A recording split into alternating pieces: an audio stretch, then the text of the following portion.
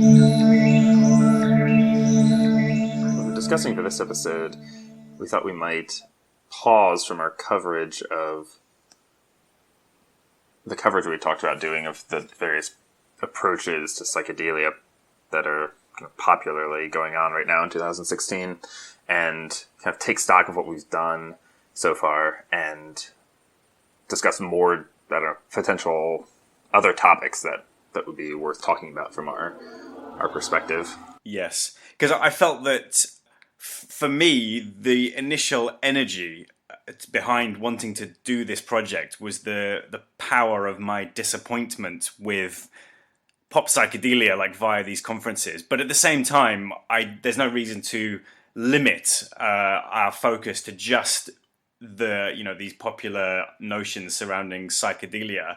And there's certainly a number of topics that have arisen in the wake of us starting to do these podcasts that are not directly related to pop psychedelia that I feel really we should talk about and kind of get into the details of. I agree with you. I think that would be valuable to do, because in a way, just talking about pop psychedelia, we end up kind of revolving around the same, very similar set of issues with each one, I think. Right. But I mean, at the same time, I think we still have a project to finish in that regard, so we can plan out the final few episodes we're going to do strictly relating to these different paradigms, approaches, whatever. So we've already done the, broadly speaking, New Age approach via Martin Ball, and then we did neuroscience coupled with philosophical materialism, which go hand in hand, really, like two sides of the same issue. So there's other approaches that we singled out, which are definitely worth devoting an entire recording to. So in that regard, we still have to go psychotherapy in the broad sense, right? And we can talk about the major players in that field, such as Rick Doblin is the major one that's practically idol worshipped by the pop psych crowd. But there's also other people like Neil Goldsmith, and then going back in time somewhat, you get to the older theorists like Stanislav Grof and Humphrey Osmond. They all contributed important, interesting ideas which are in some way constructive towards the ego death theory and in some ways missing the point. And so we can do that kind of double-sided evaluation of strengths and weaknesses to these various players in psychotherapy. So we also discussed the plant spirit shaman attitude, mostly from it seems to me that is mostly, we would mostly be handling that in the kind of modern Westerners' construction about what that entails, what visiting a shaman entails, and the value of doing that, and what that gives the modern Westerner access to. Because there's also the tradition coming out of those cultures themselves. Well, I don't know, that's its own sort of thing. I guess we're really trying to address almost like the modern kind of media landscape in a way. Yes. But also, I think the underlying reality and recently Michael Hoffman has addressed the issue of plant spirit shaman type paradigm. Well, in reference particularly to ayahuasca shamans and ceremonies, and comparing it to exoteric Christianity. And I think that's esoteric Christianity rather. And I think that's a really important point to spell out. So there's a lot of baggage attached to this whole plant spirit shamanism type paradigm. A lot of ritual that you could argue is not strictly necessary in any real sense to just experiencing loose cog. But also there's the part which looks remarkably similar to esoteric Christianity in the sense of going up and drinking something that a leading man like a priest or shaman gives you, and then experiencing the trip. And there's a lot of in all of these issues. There's pros and cons. There's constructive side which bolsters the ego death theory and kind of points towards the ego death theory, but then there's also the other side of it, which is the confused prohibition compliant not non-constructive side. And I think we want to evaluate both sides. I think that would be truest to the spirit of the way that Michael Hoffman writes, to give it a completely fair assessment, which involves a lot of destructive criticism, but also praise in certain regards. And I think that ayahuasca shamanism gets it very right in the sense of recreating esoteric Christianity in the modern era. Yeah, with the ayahuasca churches done in that Catholic Christian style, in which the Eucharist is understood and is used to, and is the ayahuasca brew. Yeah, the Santo Daime is what they use the word daime to refer to ayahuasca, and it means Santo is saint, and I think daime means, I can't remember the meaning of daime actually. It's worth just looking that up 1 second. But so there's this integration, easy integration of psychedelic into Christian worship. Yeah, the only thing that prevents it is the fact that it's coated in this rainforest type idea. It's very jungleistic. It comes from jungle, and anytime you go to these ceremonies, they often try to recreate the environment of going to somewhere like Peru and doing it. I see.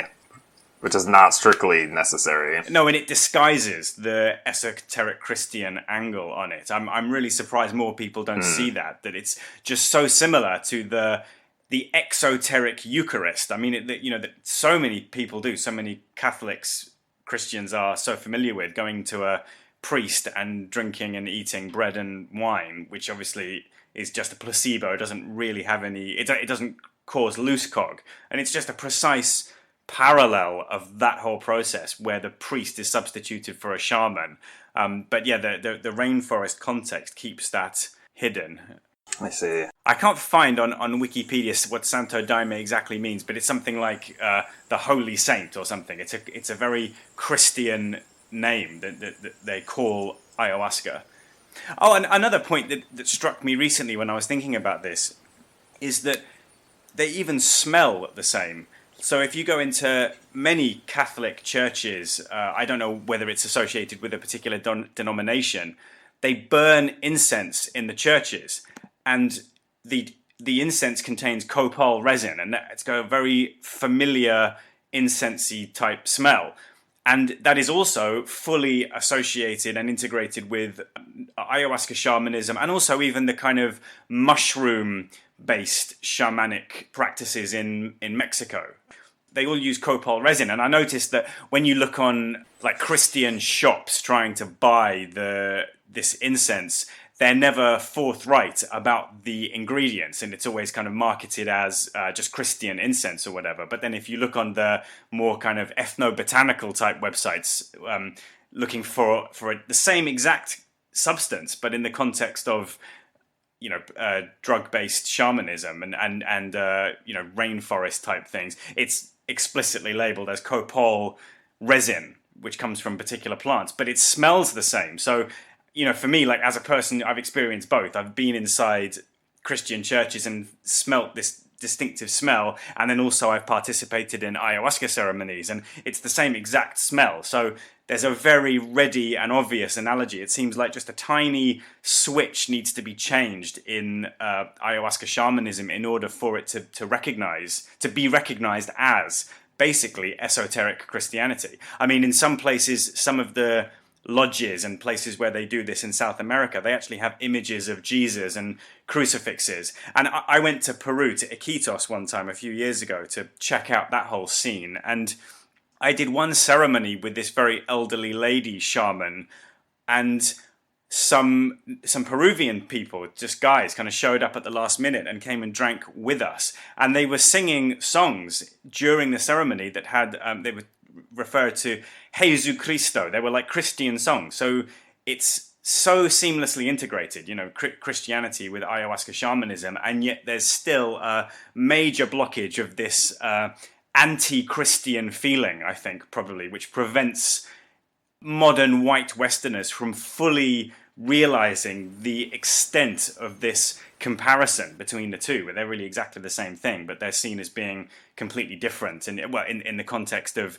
the Christian church being seen as a fully anti-drugs establishment, for this whole mistake that Terence McKenna made of going along with the story that Christianity for 2,000 years has been purely anti-drugs and has had no involvement with mushrooms or anything like that. So it's that blockage, that mental misstep, which the ego death theory corrects, which prevents these two things from really being kind of joined together, Christianity and shamanism. Right, it's like there's like a similar sort of blockage from the other side, right, with recognizing it within Catholicism, within Christian tradition in Europe and Western societies. That, I mean, it's almost like a similar sort of small flip could happen. I mean, you mentioned the incense, and there's plenty of artwork depicting mushrooms within Christian churches.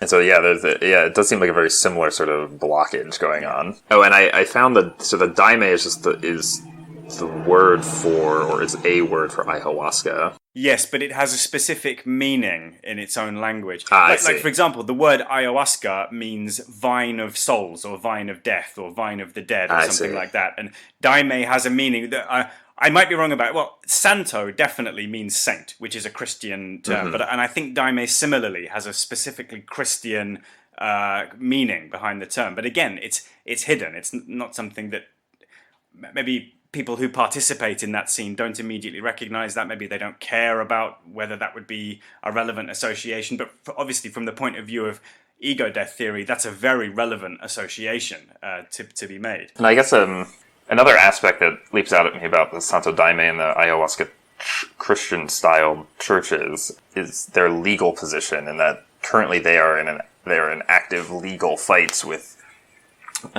various governments to be recognized.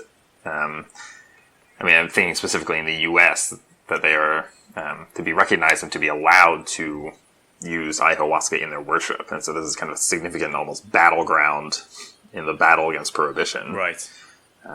At the moment, that's like a kind of a side issue to the esoteric Christianity aspect of it, but is nonetheless quite important in contemporary legal situation, because if they can,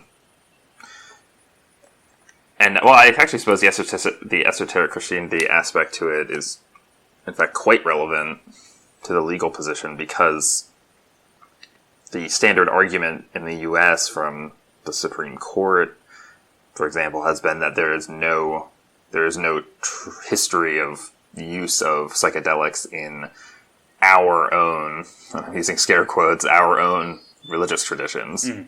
But that seamless integration with Christianity in the ayahuasca churches, and then all the evidence from the actual evidence we have from Western religious traditions puts the lie to that. And so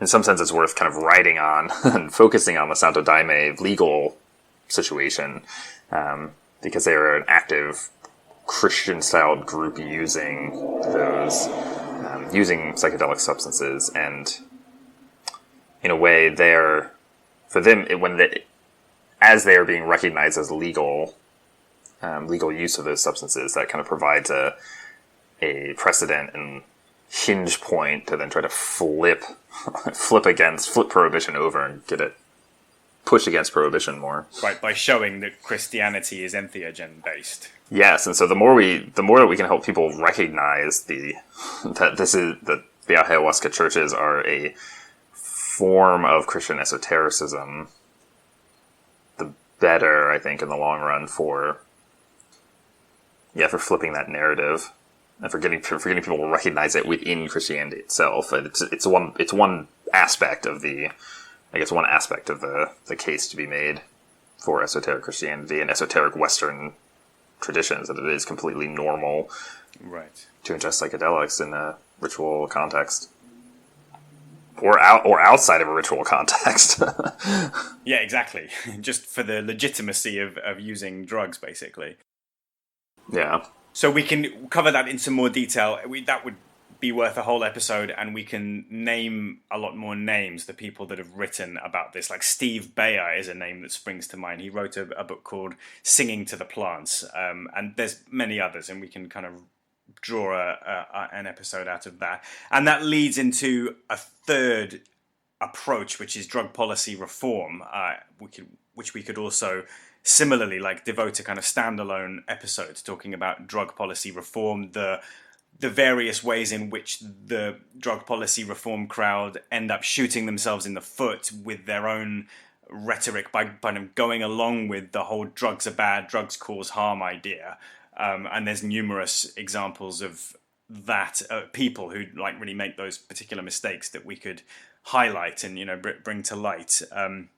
And then also the ways in which drug policy reform could be remedied or kind of leveraged in light of the ego death theory to kind of as a complete system of showing how they each reflect on each other, that ego death theory lends a case for a certain kind of drug policy reform. And you mentioned in a recent email about the concept of prohibition repeal, which is an interesting counter narrative against the concept of drug policy reform. Yes, that in fact what we should be pushing for, activists should be pushing for, is not just reform of the drug laws, which buys into, and this is a point I've been encountering through Michael Hoffman's work for years, that buys into the prohibition mindset, that in a way tacitly concedes the ground to the prohibitionists that drugs are bad and drugs need to be controlled. Whereas prohibition repeal is,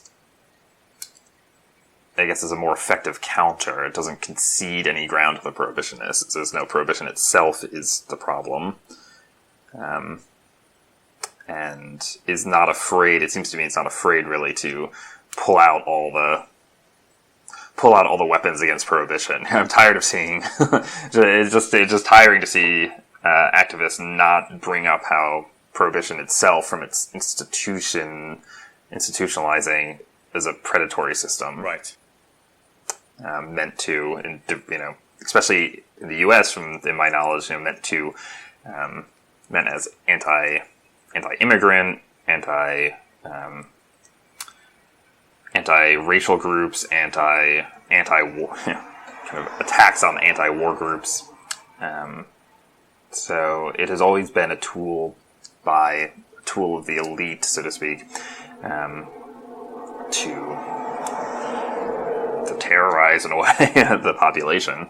Right, and there's also the angle of the profitability of prohibition, about how it makes a huge amount of money for certain groups of people, and it would be interesting to go into more detail about that, about how illegal drug dealing creates black money, like dirty money, which is then up for grabs by the most violent, the most nasty people who can get a hold of it, and the police and other criminals, and it turns the whole drug distribution system into a really negative, violent territory, which doesn't do anyone any favors. It doesn't reduce any kind of harm.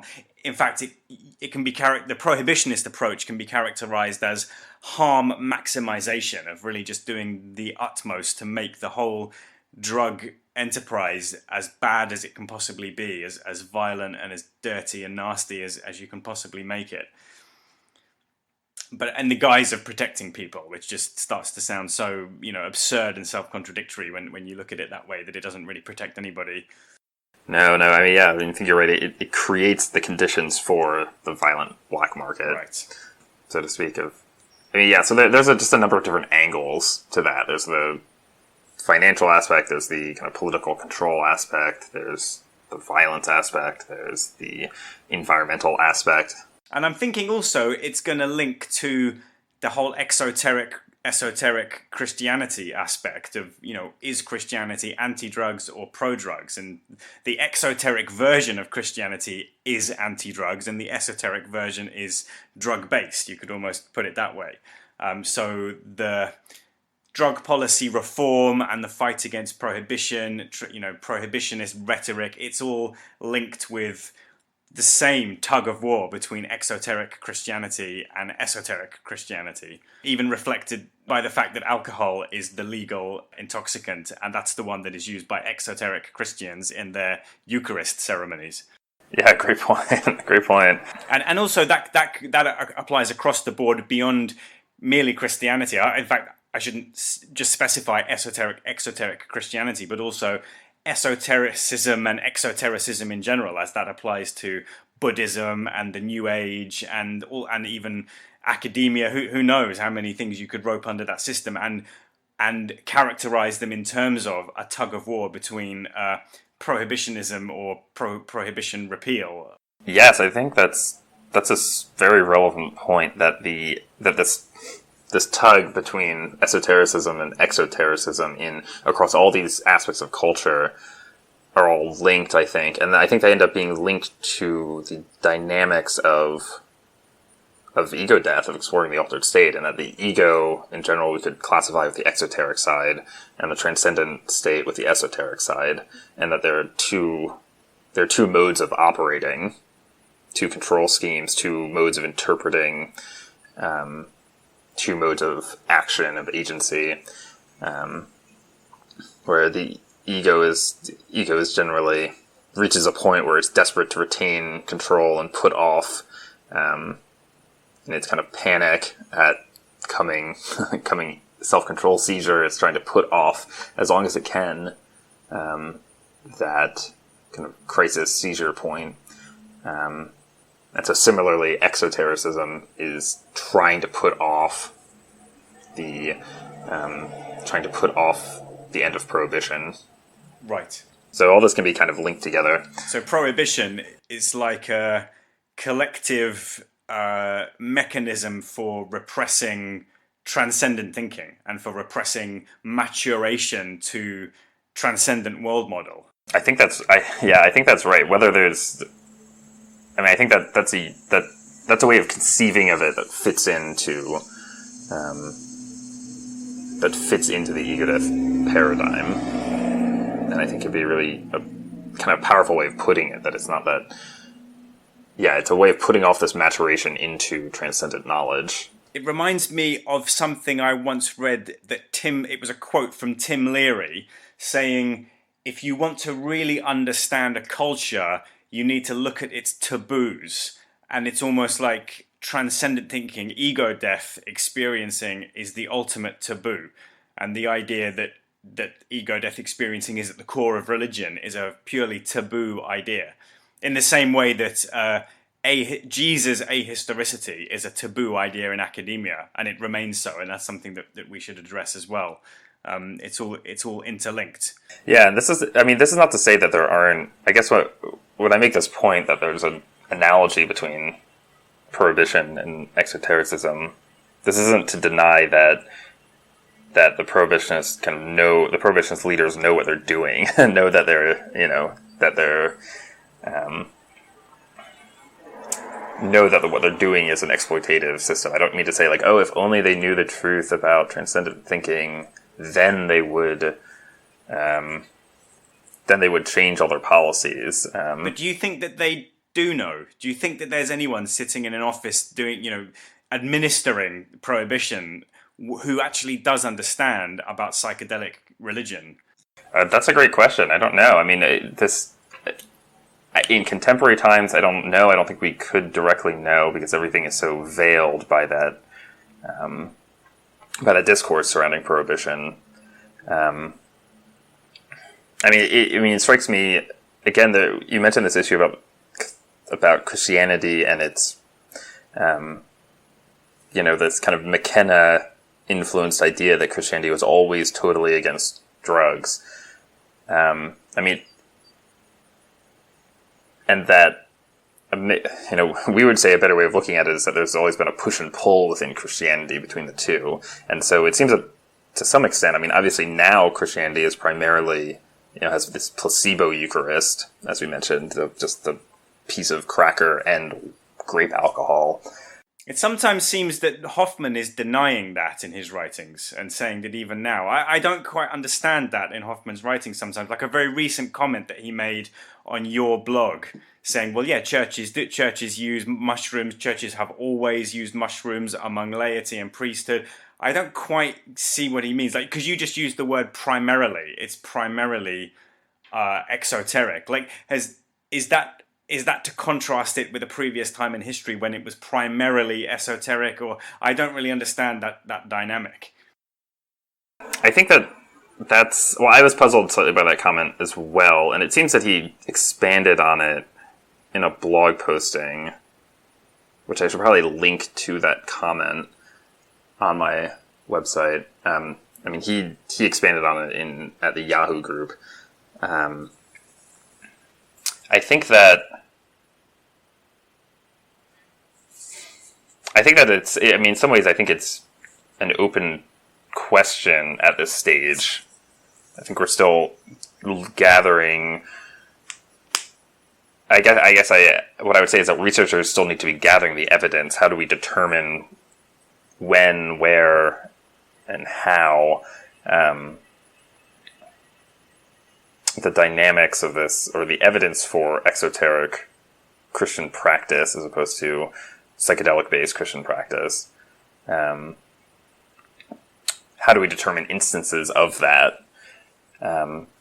Given that Christian talk is usually so full of... I mean, the thing I encounter with people who I'm relatively certain are just esoteric Christians, again, can't be certain 100%, is that there's a lot of talk that is very similar to an esoteric understanding, because it's just a part of that tradition. I mean, just the same thing I encounter in academia, where people are talking about Greek mythology. You know, they know all the language, but they don't really know. They don't quite get it. You know, they don't see the revealed, or the hidden meaning, the transcendent state meaning. And so that it seems to me that's a problem in evaluating the evidence. Is that so much of our evidence for things in the past come through text and image,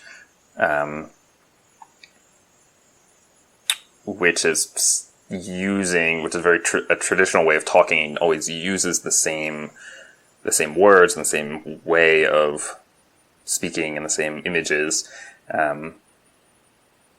which have kind of built in a transcendent layer. And so it can be tough to tell if someone is just speaking the language, or if they are actually speaking from a transcendent, I mean, with actual explicit knowledge of the transcendent meaning to those words and images. And so wrapping it back around to what Michael posted at my website about, that all churches use the authentic Eucharist, and to what extent within... Yeah, I mean, I don't know if we should adopt a model of... I mean, it does seem that it certainly seems at some point that or throughout Christian history, that there's a tug of war between an authentic, or this is how it's portrayed, an authentic Eucharist, or what is the real Eucharist, and who gets to administer the real Eucharist. And so you get all these battles involving heretic churches and against people who are not even nominally Christian, against, say, the witches, and against earlier pagan... But this starts to sound like Karl Ruck talking. Yeah, I know. That's why I wonder what... I mean, certainly from what I know, there is this history of treating groups that way, of certainly, who's on the inside and who has the correct... I mean, this is what this is what Catholicism means. This is the correct way of doing it. And the orthodoxy as well is just another kind of another variation on that.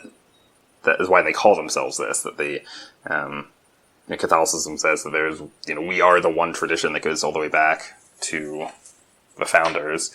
The orthodoxy says the same thing. In a way, the Protestants say the same thing too. And so there's this constant who's in, who's out dynamic.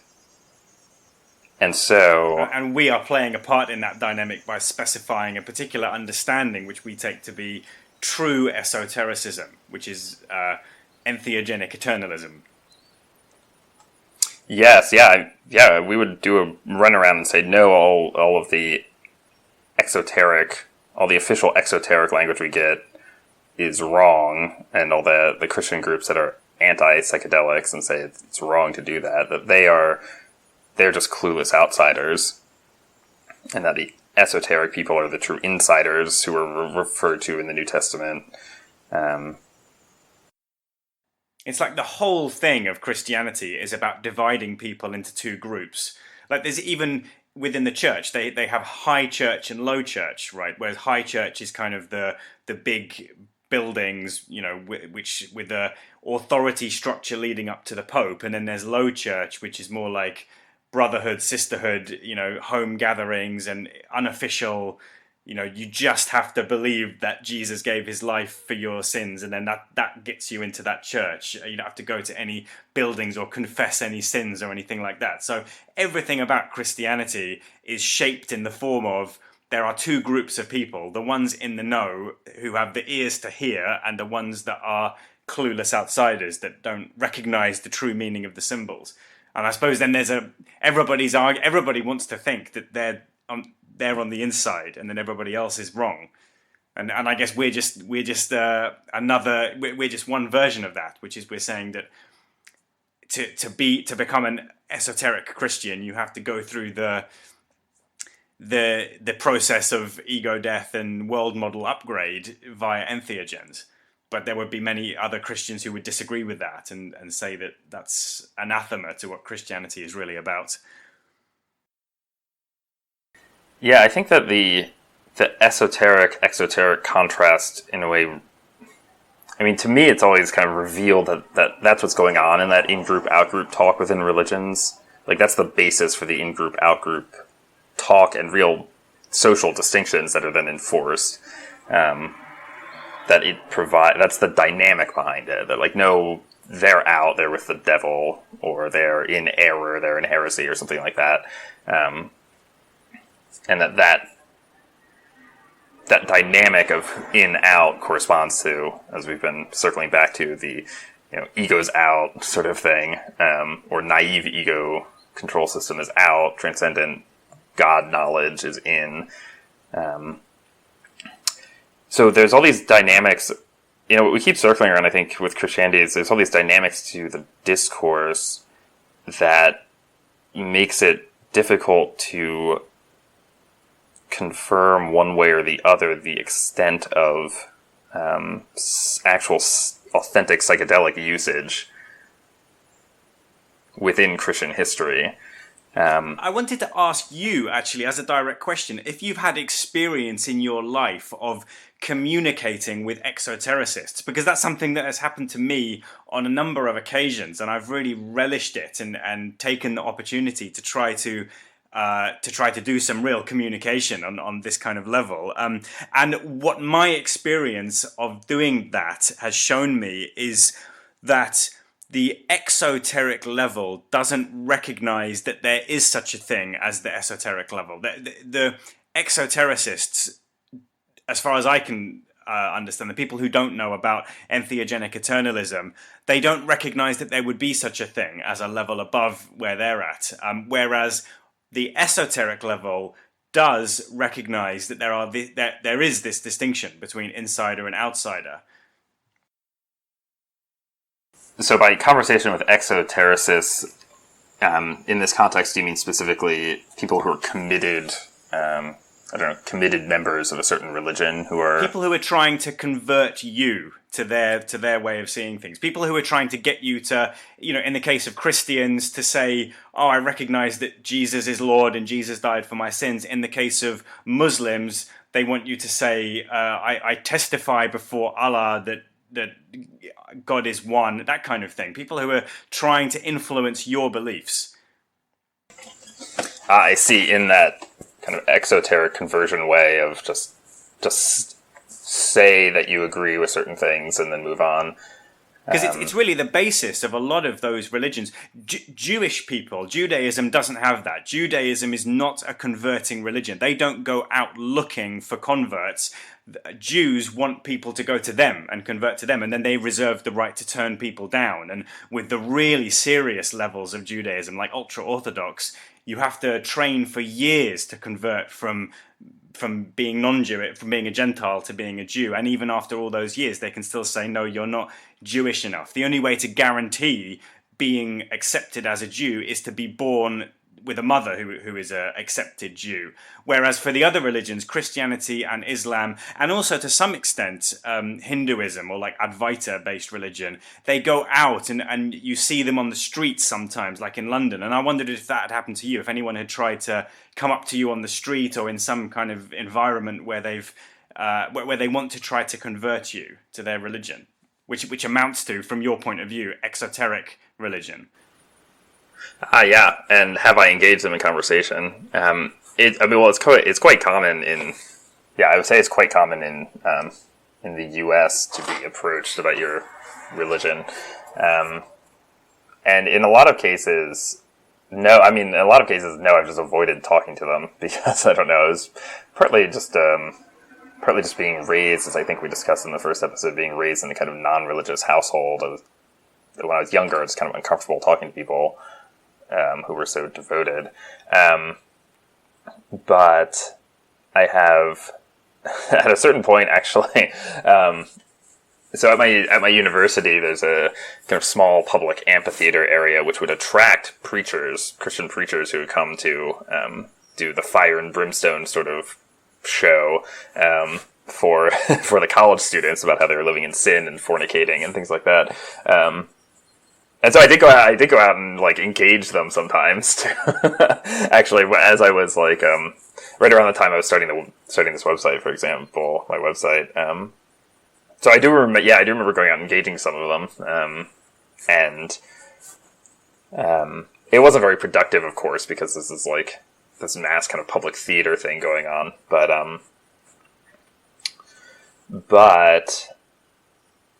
I mean, to be honest, actually, just for our first conversation, I did proclaim there in public, actually, that the Eucharist was drugs, which really threw off this preacher. Actually, it was great, and drew some attention later from the crowd, actually, who wanted to come talk to me about this.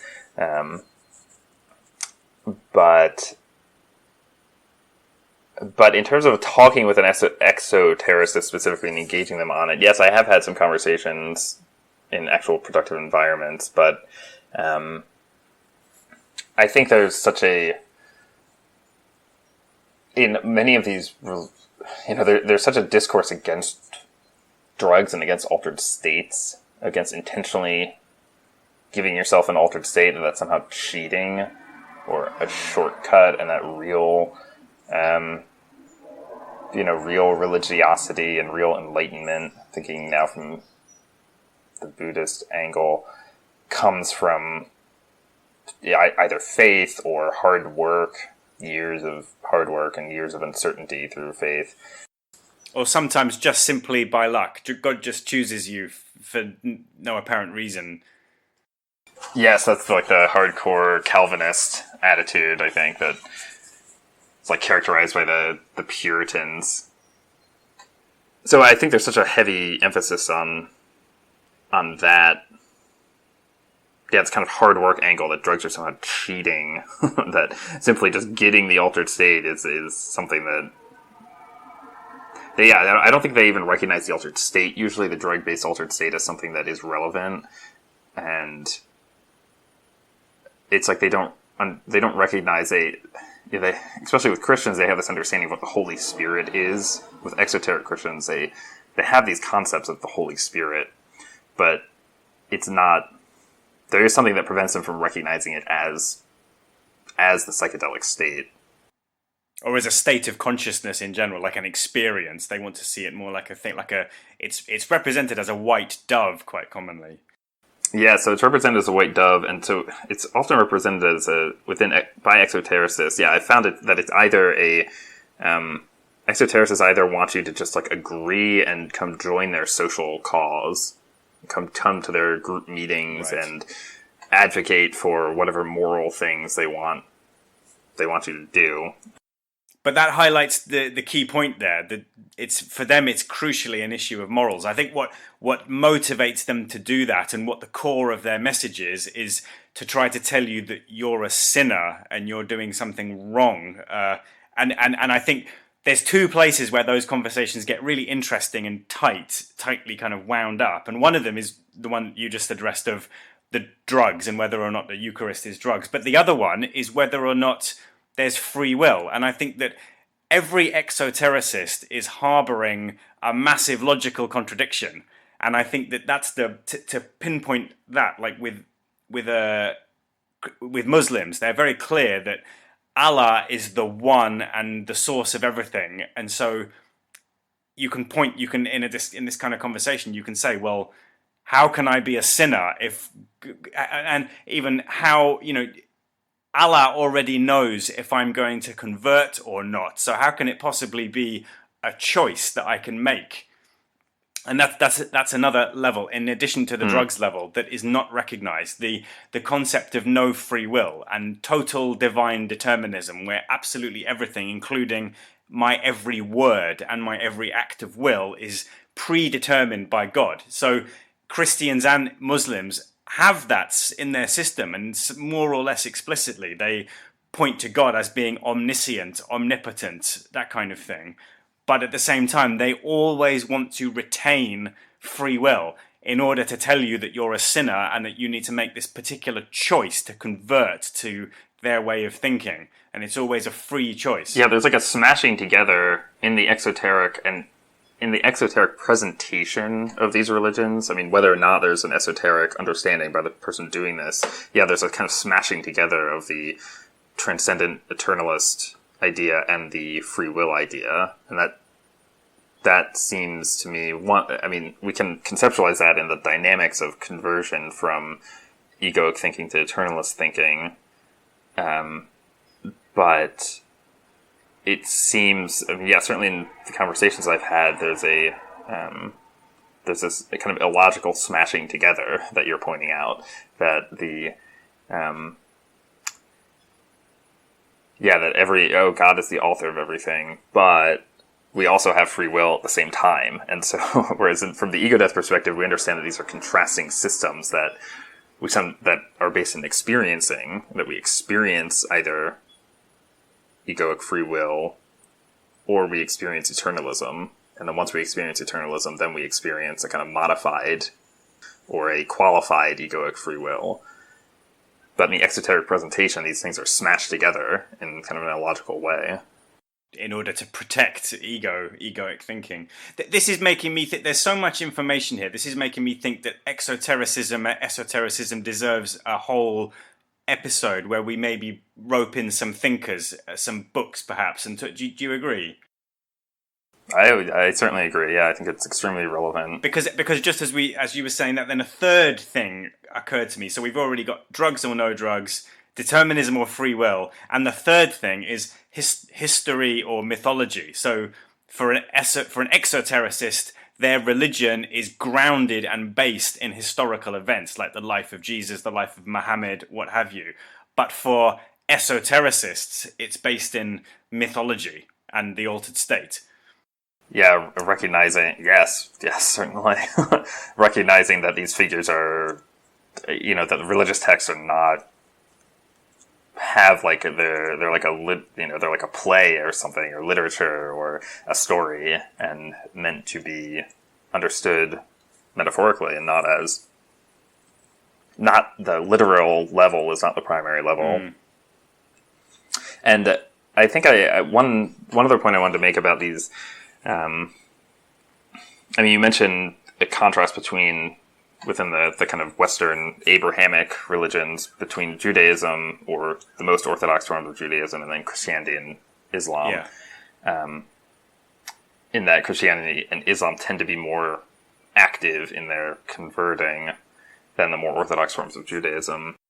Even any form of Judaism, I don't think Jews ever try to actively convert Gentiles. They wait for Gentiles to come to them, even at the lowest form. It's just that at the lowest form of Judaism, what's it called? There's Masorti and liberal Judaism. It's dead easy to convert, and they don't ever tell you no. I think that's the difference. But in general, you never see them on the street. That's one thing I would say. That in London, it's quite common. I see people on the street trying to convert for Islam, Christianity, and sometimes for Advaita/Hinduism, but never for Judaism. It's almost like Judaism isn't based on what you believe. It's based on your birthright of your family family that you're born into and in the rituals that you carry out. But they don't generally care much about the meaning of the rituals. And it's interesting, another thing about Jewish rituals, like having the Sabbath meal every Friday night and all that kind of thing, hugely entheogenic. Everything about Jewish ritual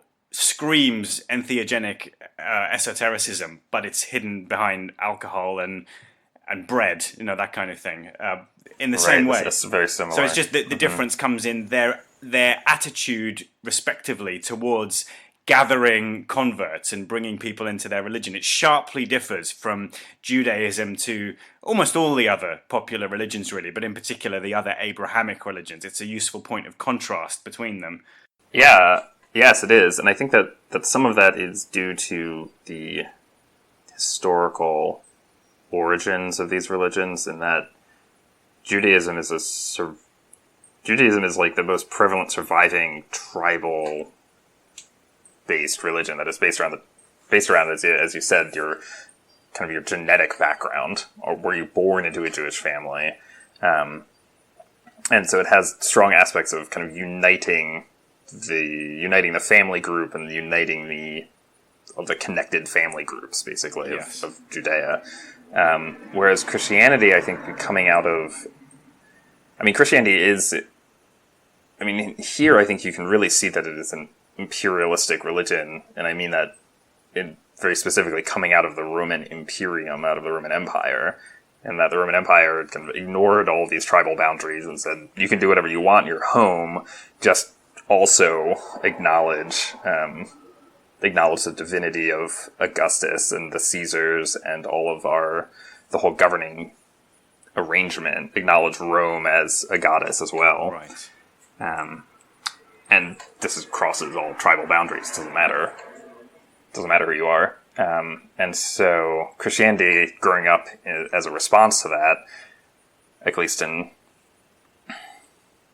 one way of describing it, or just growing up in any sort of like imperial context. It doesn't specifically have to be Rome, I suppose. It's certainly the New Testament literature is based in a Roman context. So it has that conversion stuff, I think, is inherent in that trans-tribal basis, right. That trans-Gentile basis, in a way, that it's going to go out and, look, this applies to everyone in the world sort of thing. Right. I'm less I haven't really studied the origins of Islam, but it seems that Islam has a similar attitude and an outlook and historical origin. Kind of uniting of peoples across, and I guess this comes out of the Arab conquests in the 5th and 6th and 7th centuries AD, as we understand them. That what may have began as just a religion of just one area or one kind of set of family groupings, one tribe, then takes on a imperialistic character as it is spreading, as that tribe then spreads out and is taking over various other neighboring peoples. Which is not to say that in the Old Testament literature you don't see the people of Israel or Judea taking over neighboring peoples and converting them. You see some of that in the early history, but it has become kind of codified as a bloodline sort of thing. Right. There's a point about the genetic aspect I wanted to make, which is when you consider the founding stories, we would say the founding mythologies. For Judaism, you have Abraham, and he had a child, Isaac. And the point about being Jewish is they almost want to say that they're all descendants of Abraham via Isaac. And the point is that Isaac survived his death experience and went on to have children and procreate and create the family nation of Israel. And he's depicted surviving. He has a brush with death at the hands of Abraham, being willed by God to kill him, but he survives it. Whereas Jesus dies without having children. So that's, I think, an important way of understanding this genetic thing further down the line, is that Jews want to believe that they're part of one big family, whereas for Christians, so that's why you're born Jewish, because obviously you're born into a family. But Christians, on the other hand, it's a conversion of belief that happens some way midway through lifetime, that you choose to take on board this faith in Jesus, because Jesus didn't have any children. So Christianity is not any kind of family thing. Right, in a way, then the church becomes that family, and I think there's a lot of rhetoric about that the church becomes the mother of everyone, sort of thing. Or there's the talk of Jesus. Jesus is like the husband, and the church is the bride. Right. And they use the word brotherhood, I think, as well, the brotherhood of Christ.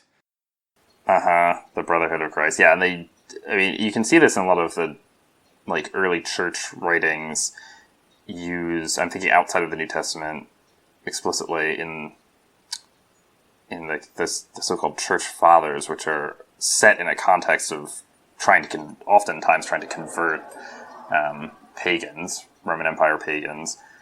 And so they get a lot of play off of contrasting the church's brotherhood and the sisterhood against the real social arrangements. And they say, no, you can abandon all those Roman imperial social arrangements that are constraining you and come join our alternate, counterculture brotherhood and sisterhood. So it's another insider-outsider type dynamic.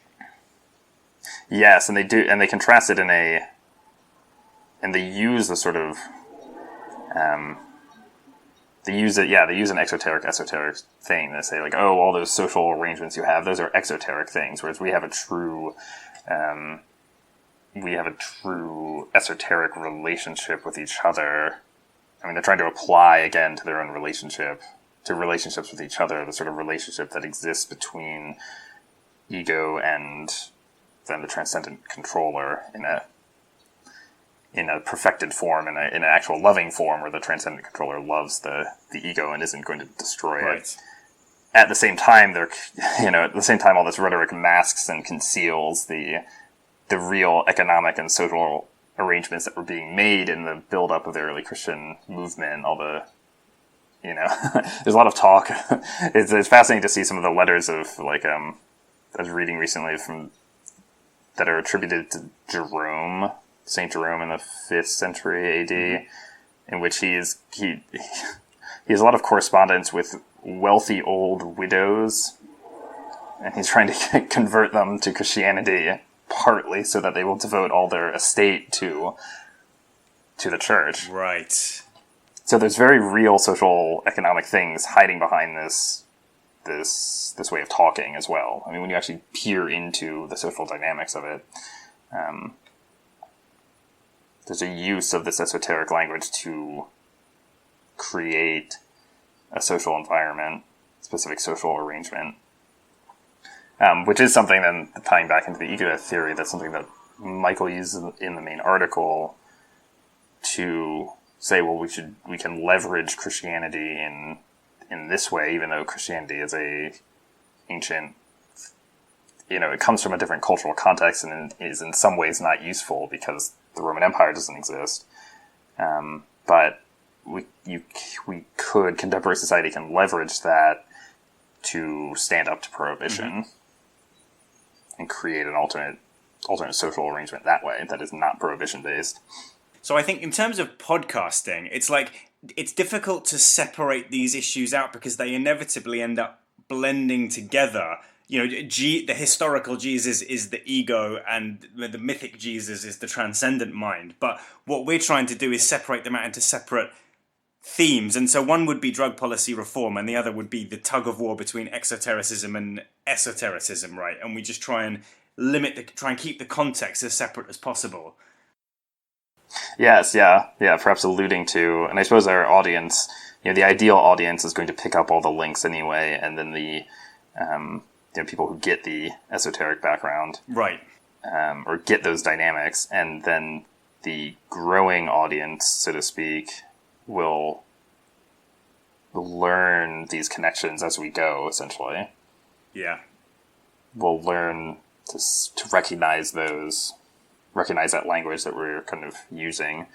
Okay, so we've got 4 episodes planned out then for now, like from this discussion so far, which is obviously it's more than enough. I am thinking in terms of pop psych exposure and critical deconstruction. I think it ought to culminate with a whole episode devoted to Terence McKenna, and I can speaking personally as a former disciple of Terence McKenna's thought, who then later realized the superiority of Michael Hoffman's thinking. I can certainly do that and give Terence McKenna a really fair hearing. And I think the reason to do that, the reason to specifically put Terence McKenna at the culmination of that project of exposing pop psych, is because it was a comment that Michael Hoffman made recently, actually, saying that basically the limits of Terence McKenna's thought are the same as the limits of pop psychedelic thought.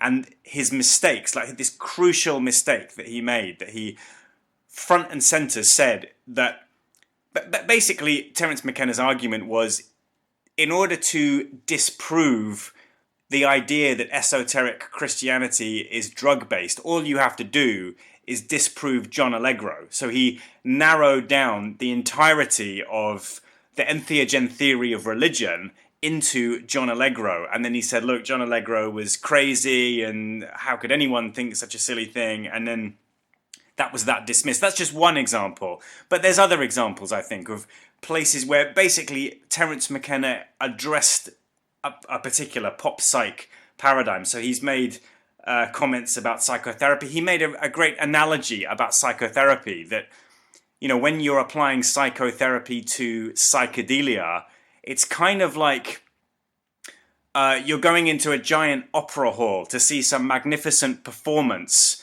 which is going to change your life forever, the most stunningly beautiful thing you're ever going to see. And the psychotherapy bit of dealing with your past issues, with your mother and father, with all the trauma that you've experienced in your life, etc., that's only the entranceway where you hang your hat and coat. Whereas a lot of people see it as being the be-all and end-all of what psychedelics are supposed to do. They're supposed to be just essentially tools for psychotherapizing, and there's a huge amount of support for that view in pop psychedelia. So just to basically highlight the point that Terence McKenna kind of stands at the advanced forefront of pop psychedelic thinking, and he's the final frontier before you get to the real core important stuff of Michael Hoffman's ego death theory.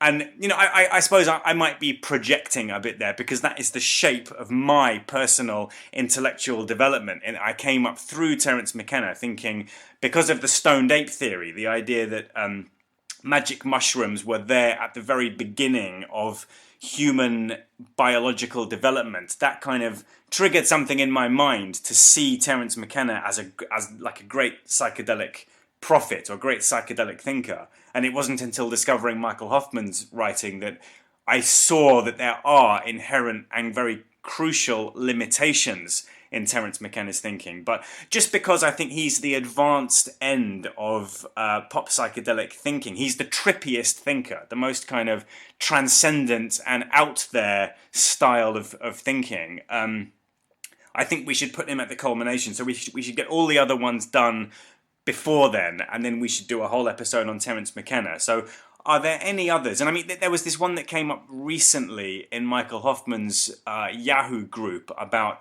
quantum shamanism, quantum neuroscience, quantum physics, whatever you want to call it. But the idea of quantum as being somewhere where free will thinking can be protected within serious scientific thinking. Maybe that is an additional show that we need to do. I can't particularly think of much. That hasn't influenced me very much, but I did watch one movie called What the Bleep Do We Know many years ago, which really typifies that whole set of assumptions and maybe could draw some kind of parallels between that and psychedelia. And then if there are any others that I haven't mentioned. So to respond to a few points you made, I think that an episode devoted to Terence McKenna and his thought and influence would be extremely relevant. I admit, just as I admitted, I'm not as to not being extremely familiar with Leary and Timothy Leary and his writings. I'm also not that familiar with Terence McKenna because just my own history, I encountered all of this field of psychedelia, so to speak, through, kind of almost after already tuning into Michael Hoffman's writings and the ego death theory, and I was mostly already convinced that, kind of through my own experience and through intellectual thought, that he was more or less the leading edge on that. So I haven't taken the time to study McKenna, but so I'd welcome to hear from your perspective, your kind of development through that, or learning of McKenna and then learning of Hoffman from that background. I think my assessment would be slightly more positive, slightly more accommodating towards Terence McKenna's views as an advanced thinker than Michael Hoffman's is. So you can contrast what I say about him with what Michael Hoffman says about him. What my own reaction would be to those views, and that's, I think that could be a really productive discussion to see, because it strikes me too that I mean you spoke of him as making that topic a culmination, and it may be worth. It may be worth not even putting it off too long, because you characterize him as like the trippiest thinker and kind of the leading edge of the pop psychedelia. That seems right, but I see his name all over the place. I see him name checked consistently when I'm browsing at different pop psychedelic thinkers. The time wave theory, the stoned ape theory, the machine elves, the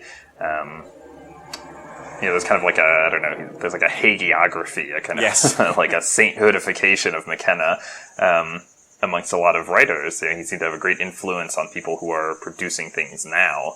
And so, I'm thinking also of someone who I was quite interested in following the work of a little bit, I'm not certain how to pronounce her name. I believe it's Neshe Devano, who has a PhD in English literature from the University of Pennsylvania. And I encountered her work online a few years ago. I was quite interested because here's somebody who is explicitly working on psychedelics from an academic background, from a literature background specifically. But she's kind of more or less a Terence McKenna follower. Right. And so her academic writing is very much influenced by his thinking. Could you just spell her name? Analysis of... Yeah, so it's... her first name is Nese, but that S has a... I should... someone who studies language, I should know what this character is called, but there's this little swirly underneath the S, and so I'm not very familiar how to pronounce that, unfortunately. And then her last name is Devenot. That's very handy. It makes me think that, on the whole, there's very few Terence McKenna scholars. There's a lot of followers who kind of frustrate me, and they get his thought wrong, and they don't really accurately characterize it, but only a tiny number of scholars that I've encountered over the years. There was one guy that used to post on the Grow Report forum, a Hungarian guy called Cyphersh, and he was very up on really getting Terence McKenna right, and it sounds like this Neshe Devano is another one who is serious, very intelligent and articulate, and able to accurately characterize McKenna, so I'd like to check her writing out. Is it on the internet then?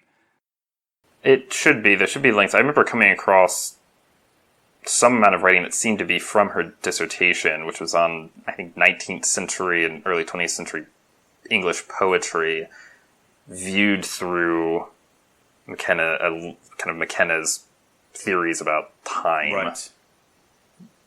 That's what I recall. I didn't dive into it a whole lot because of not realizing I would probably need to familiarize myself with McKenna.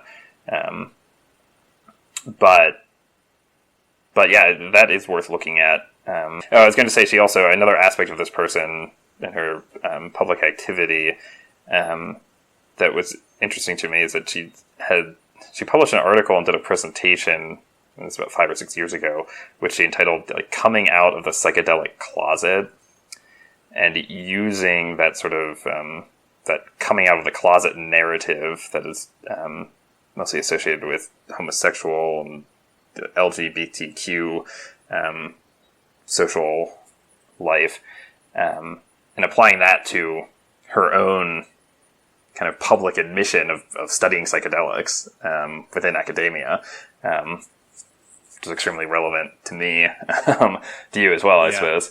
And then, so she's, and in fact, I mean, from what I could tell, she received a lot of backlash from that, saying, mostly from the LGBTQ crowd, saying like, well, you don't adopt our narrative, and drugs aren't this is something we're born with.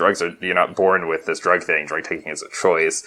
And I do recall her responding with some kind of no free will ideas as well there, that those people are assuming a certain amount of free will as a metaphysical concept. So anyway, there's kind of, there's some, I don't know, I'm kind of wandering away from the Terence McKenna thing here, but...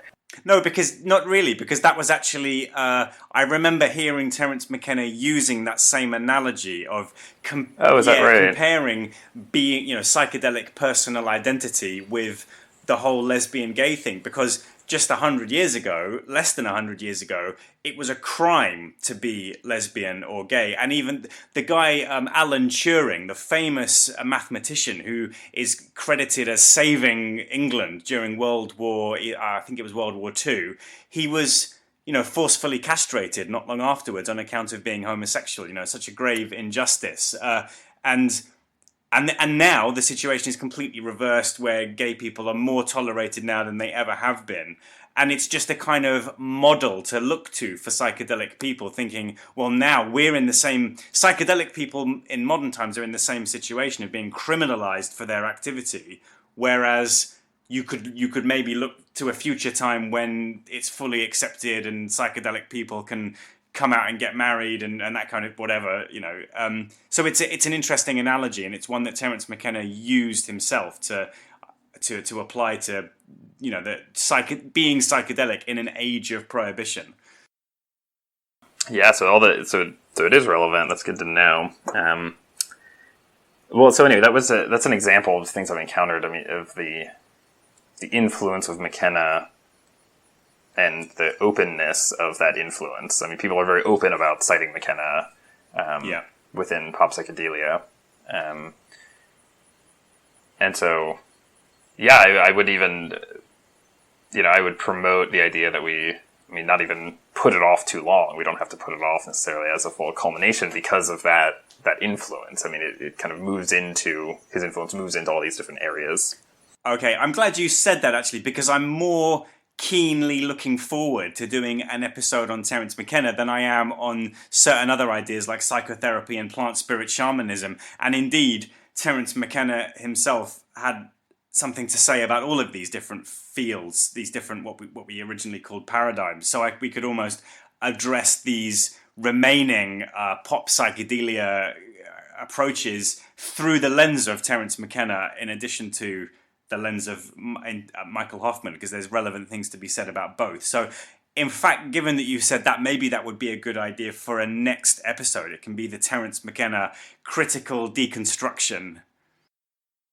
I would welcome that. I'd very much and then see where we go from there. Okay. Yeah, I mean, in some ways, for example, like the psychotherapy paradigm is, in some ways it's perhaps not as interesting to deconstruct from because it's so, in a way, it's so practical oriented. I'm not saying it's not interesting, but it's, I don't know. For me, that almost, like, my interest in the psychotherapy paradigm more or less dovetails with the drug policy reform. Oh, right. Okay. Because so often when you read the psychotherapy, so it's tied up in they have latched themselves onto the drug policy reform. Drug policy reform has latched itself onto the psychotherapy to say, like, look, there is some small legitimate usage in a very controlled setting. We've talked about this a little bit before. But it does make you wonder where that comes from in the first place, right? And speaking from personal experience, like, I'm reminded of one time. So in the psychotherapy paradigm, everything is about really your relationship with your mother and father, the personal relationship. That's what for Freud at least, Freud who created the psychotherapy field, that's what all psychological issues come down to, like psychological maladies. And there was one time I was in Amsterdam at this big event for the old Dope Fiend podcast network. We used to go to Amsterdam once a year, and we were all tripping on mushrooms together, a big group of us. And I remember this one woman suddenly had a kind of miniature freak out because she went into kind of a dark environment, and suddenly she got overwhelmed by the effect of the mushrooms. And she came to me to kind of talk to and for me to kind of talk her down. And she started talking about her mother, just completely out of the blue, about, something like, I can't remember what she was saying, but something about her relationship with her mother and father, the things that she was unhappy about, the things that she was happy about, what she had appreciated and not appreciated. So there's something to be said for it. It doesn't just come out of thin air, the idea that psychedelic experience can have some applicability towards psychotherapy. And it was interesting to hear recently about how Michael Hoffman's father got his income from counseling and psychotherapy. So he was a professional counselor, which again is this whole kind of thing. What those people do for a living is sit in a room for an hour or so a week with people who have got some kind of emotional problem or mental illness or something like that, and try to kind of dig down into people's emotional issues, which very typically relate back to childhood and people's experience with parenting. And then I mentioned earlier how you can also extend it into the older field with people like Stanislav Grof and Humphrey Osmond. And Grof had a theory that goes back even further and says it's about your biological birth. So, and he quite convincingly made quite a good argument for how the various different stages and phenomenology of a bad LSD trip correlate to what he called perinatal matrices, the different themes and experiences that an unborn fetus experiences immediately, during the birth process. So I think that's, I guess, part of the, is it part of the constructive side of addressing the psychotherapy field? Because I think that's a completely separate issue from the rhetorical and propagandistic side of it, which you're addressing there and saying that they've latched onto drug policy reform. All I'm saying really in a nutshell is that I think there is some validity to it in the sense of characterizing psychedelics as tools for emotional processing rather than just tools for accessing the mystic altered state and finding the esoteric meaning of religion. Do you see what I mean? Yes, I do. Yeah, I mean, it seems from our... Yeah, so there is something... Yeah, I would agree that there is something there, and that is... yeah, it's like from the constructive angle, it's like, I guess we would say that, like, that's fine. Go ahead and do that. Like, that's extremely valuable for individuals to do that, and psychedelics can really help in the sense of dissolving our typical, standing outside of our typical habits and emotional thought patterns and things like that.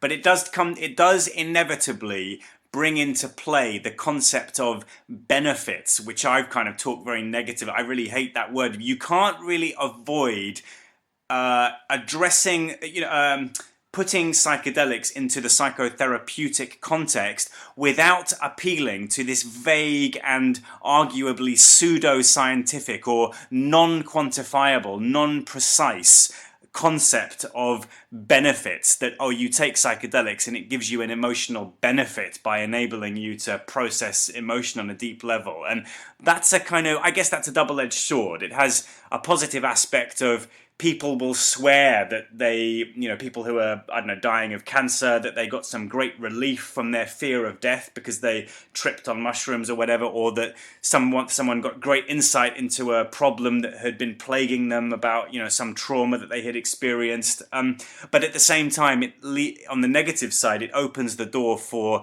vagueness and woo-woo and trying to kind of, and also missing the point, or not being able to see the religious aspect and the fact that it's mystical altered state, that kind of thing. So there's two ways of evaluating that kind of psychotherapeutic angle. Yeah, to me the second one is strikes me as most important, that it's tiring to see a it's tiring to see that the psychotherapeutic emotional, working through trauma and things like that, for all its importance for individuals, it's tiring to see that promoted as the main point of psychedelic experiencing. Right. Really, we could almost do like a whole podcast just devoted to like the influence. Just psychotherapy in general, the influence of Freud, for example, in how Westerners tend to think of themselves. Right. I returned to something you said earlier that, and I guess McKenna had made this point, that all the kind of psychotherapy, emotional, individual life experience stuff, that's like the, that's like a foreground. You've got to work through you got to get through those things, and then you get into the real theater of it all, or the real mythic realm in a way. An ego-death experience, and what Terence McKenna referred to as like the mysterium tremendum, the great ultimate experience, the most mysterious and profound thing that you can ever experience, which is beyond this whole kind of mundane psychotherapeutic issues. Yeah, beyond your individual life story, so to speak, and experiences. That it somehow, that it transcends those and is not just, you don't come from it, you don't come out of that highest peak window of psychedelic experiencing to then just, I don't know, rearrange your emotional life and your habits and things like that. That may happen, but that's not I guess what I'm objecting to is the elevation of that to the main point of psychedelic experiencing. It seems to be an overlapping of mundane life with ordinary state experiencing, when there's some, and this is a point I take from some of Michael's, I guess, early writings before, at the Ego Death website itself and not at the Yahoo group, that there are two separate spheres that have some overlap, but in fact are kind of, the thing that the Ego Death theory for me really inculcated was the sense that the mystic realm is its own realm with its own set of interests and its own set of concerns that can be described in ways from daily life, and this is where the metaphor comes in. But in fact, I think what has always attracted me to the Ego Death theory is that it strives to make that mystic realm clear and not as de-metaphorized as possible. And so that,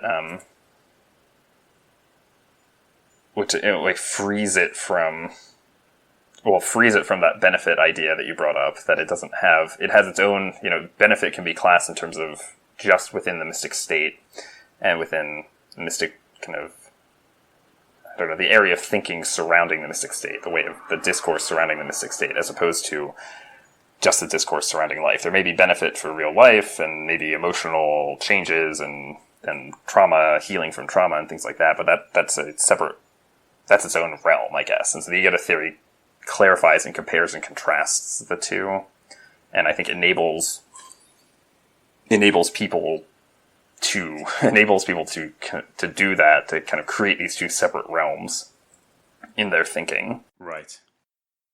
Which have some overlap, but the main point is kind of not like reducing the mystic altered state down into just providing, a relief from your ordinary emotions about your past and about the future. I guess while acknowledging it's also tough to acknowledge because there is some relation. I mean, we come out of our individual life story into the high realm of experiencing, and then go back into that individual life story and narrative. So there's some relation, but I guess I'm concerned not to describe the mystic state just in terms of that individual life story. And so that's where my objection to the psychotherapeutic paradigm comes in, is that it tends to elevate that individual life story to be the main point of psychedelic experiencing. That the psychedelics somehow just reflect upon that and just affect that. In a way, I guess maybe there's a similar analogy with the Martin Ball New Age non-dualist thinking, that the non-dualism is like a stage that you go through, and then to get to the real high peak experiencing, just so the psychotherapeutic stuff is a stage or a stage that needs to be acknowledged and defined as a concrete window of, or concrete aspect of it that then leads to or is separate from the peak realm of the self-control dynamics. Right. I think it's appealing to the distinction between personal versus transpersonal, and that there's a personal element of psychedelic experiencing that refers to a person's individual narrative of life, but the ego death, control loss dynamics don't take place on that personal level at all. They're not even really relevant to it. It's the same for the control loss experience is essentially the same for everybody. It is a transpersonal experience, and it leads you into a transpersonal realm of narrative, which has got nothing to do with anybody's personal narrative. It just says there's no free will, that your actions are not your own. Your entire life is predestined. That's how time works. And you could even, at the extreme opposite end, you could make the argument that to try to insist on, as you said, bringing psychedelia purely into the personal narrative is just egoic thinking. It's just trying to prevent and hold off the true discovery of the true ultimate discovery of control loss dynamics and ego death. So it's egoic thinking is what motivates people to want to try to apply psychedelia to psychotherapy in that way. Yes, I agree. Separately from that, I wanted to say about Freud. Again, I think that assessments of Freud often are slightly unfair, and I even think that maybe Michael Hoffman's assessment of Freud is less fair than mine would be from my personal experience of his theories, which comes really from studying the philosophy of psychology, not psychology in its own right, but philosophy of psychology, where you evaluate psychology from the point of view of philosophical analysis. And there are certain elements in Freud that I think we should address in recording in more detail that are helpful as tools of analysis, and they're even really reflected in Michael Hoffman's writing about prohibitionism, because one of Freud's major ideas, one of the underpinning concepts in his writing was the idea of substitute wish fulfillment. Are you familiar with that idea? Yes, vaguely, yes. I mostly studied Freud. I mean, there's the kind of general familiarity with Freud from our culture, but then I've mostly studied Freud in terms of his theories of mythology, in which the substitute wish fulfillment does come up, but I can't really describe it accurately at the moment. I did that last summer. I mean, you may have noticed last summer I did that lengthy posting about different theories of mythology. So in the course of that, I was kind of doing this run through of various theorists about mythology. So I think, it's useful. It's a similar issue that I find with Terence McKenna, is that when people analyze his ideas, they focus on the wrong ones. And I think that Freud's theory of mythology is interesting and useful, but actually more his theories of sexuality and the influence of sexuality on psychology, they're not the best parts of his ideas, but they tend to be the ones that are the most commonly focused on. But I really feel like the idea of substitute wish fulfillment is really red hot and important to understand, and it comes initially from Freud. So he gave a very basic example that you might eat some salty peanuts or anchovies or something and then fall asleep, and your body is thirsty, but because of the fact that you're asleep, you can't satiate that thirst. So you might dream that you are drinking a glass of water, and the dream will provide a substitute wish fulfillment. Your genuine wish is to go and drink some real water to satisfy your thirst, but as a substitute for that, you dream that you're drinking water, and that holds off the desire. It temporarily satiates it until it gets too bad. And you can apply many of Freud's case notes and theories about his various patients using that kind of analysis, that when people present with symptoms of mental illness and these life narratives that kind of describe certain things about why they are the way they are, why they are obsessed with certain things or thinking about certain things. You can understand them in terms of substitute wish fulfillment, because what he said was that there was the Oedipus complex and Electra complex, and that's where his theory of mythology really comes into play, because he limited his coverage of myths really to the Oedipus and Electra stories in order to try to claim that everybody's core neurosis is that they want to basically have sexual and murderous interactions with their parents, which from the point of view of superego, or the point of view of social taboo, or the rules of civilized behavior, you can't do that. It's forbidden. It's off limits because of this taboo. It's the ultimate taboo to kill and have sex with your parents. So because we can't do that, we are prevented from doing that.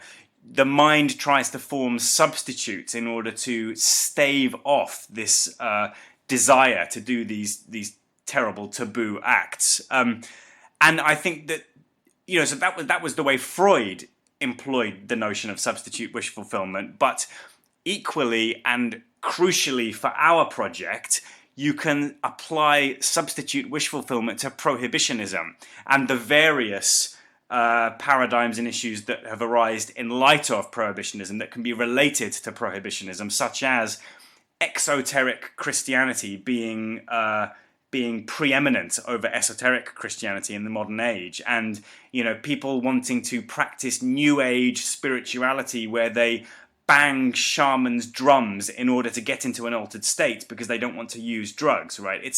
These are forms of substitute wish fulfillment. So taking the alcohol and bread substitute placebo eucharist in a Catholic church is a substitute wish fulfillment per Freudian analysis, because the real thing, which is entheogenic mixed wine leading to extreme experience of control loss and total world model regeneration, is off limits. It's taboo. It's too much to handle, too hot for the civilized human mind to cope with.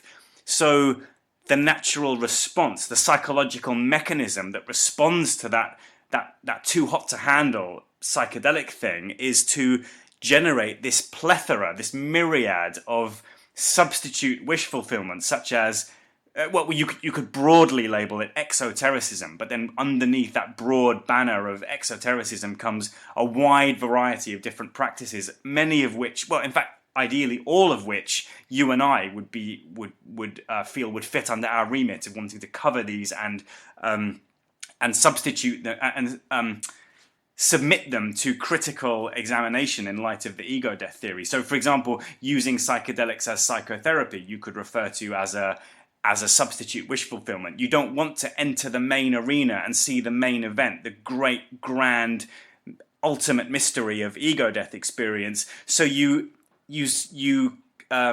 comfort yourself and satisfy yourself by staying in the hallway and hanging up your coat and getting all the kind of psychotherapeutic benefits of psychedelic drugs. And similarly, the Eucharist I mentioned and New Age spirituality. Do you see what I mean about how Freudian wish fulfillment analysis can be used usefully to evaluate these kind of exoteric practices? Right. So it seems like you're saying that Freud is useful in terms of his theories regarding, basically he's like a useful theorist about, or we can use him to analyze this kind of egoic desire to put off enlightenment. Yeah, which amounts to prohibitionism and exotericism, broadly speaking. Right. That there's a kind of, he can be used still in a way to diagnose or evaluate the, unconscious neuroses, to kind of put in psychotherapeutic terms, of exoteric society. Yes, exactly. And exoteric thinking.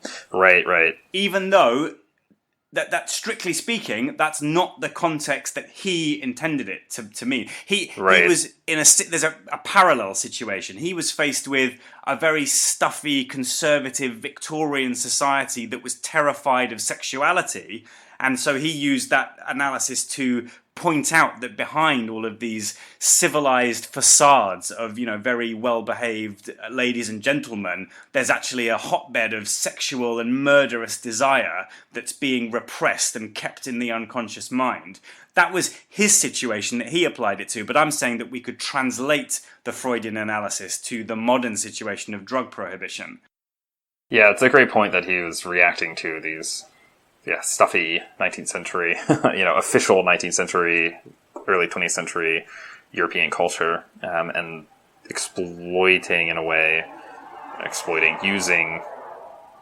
using that dynamic of the civilized versus the uncivilized, or primitive desires and things like that, to point out how his society, in fact, still reflected those for all of their conceit to being advanced and having left behind the primitive, so to speak. Yeah. And I think that, my characterization of, you mentioned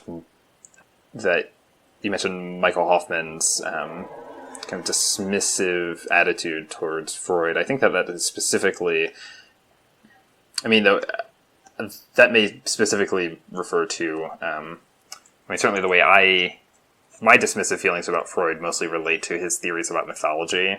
Right. And specifically the Greek mythology, that the mythology he takes this sublimated wish fulfillment idea and says that that's what myths represent. Yes. And that that the myth represents this repressed desire, and leading him into some, the Oedipus and the Electra analysis are the most famous, about wanting to kill the parent and